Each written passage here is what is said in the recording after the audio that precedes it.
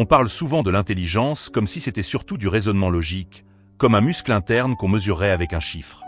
En réalité, ce que nous appelons intelligence, c'est une orchestration. Perception, mémoire, émotion, intuition et expérience travaillent ensemble pour produire des décisions et des actions pertinentes. Et cette orchestration dépend énormément du sens que nous donnons à la situation.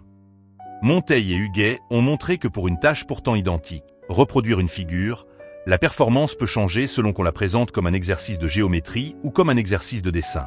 Autrement dit, ce n'est pas seulement ce qu'on sait, c'est aussi ce qu'on croit qu'on est en train de faire, et ce que cela dit de nous. Et c'est aussi pour cela qu'un indicateur unique, comme le QI, même utile, ne peut pas résumer l'intelligence en action. Il capte une performance dans un cadre donné, pas la façon dont on mobilise ses ressources en situation. Pourquoi ? Parce que notre cerveau n'est pas une machine à logique pure. Il fonctionne par coopération. Le système émotionnel envoie des signaux rapides, intérêt, menace, confiance, prudence, basés sur l'expérience.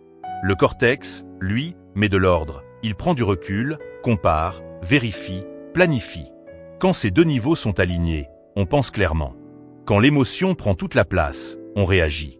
Quand la logique écrase tout, on hésite, on s'ankylose ou on se coupe du réel. La bonne nouvelle, c'est que cette intelligence se cultive, mais pas seulement dans la tête. On peut aussi dessiner des conditions qui la favorisent. Clarifier la consigne, reformuler le problème, changer l'angle, travailler avec quelqu'un, et surtout s'appuyer sur des supports simples. Un brouillon, un schéma, une liste.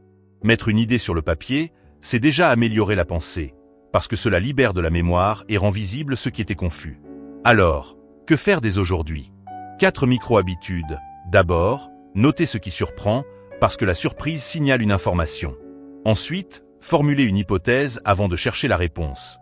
Cela évite de simplement consommer des infos. Troisièmement, relire une décision passée. Qu'est-ce qui a bien fonctionné ? Qu'est-ce qui vous a biaisé ?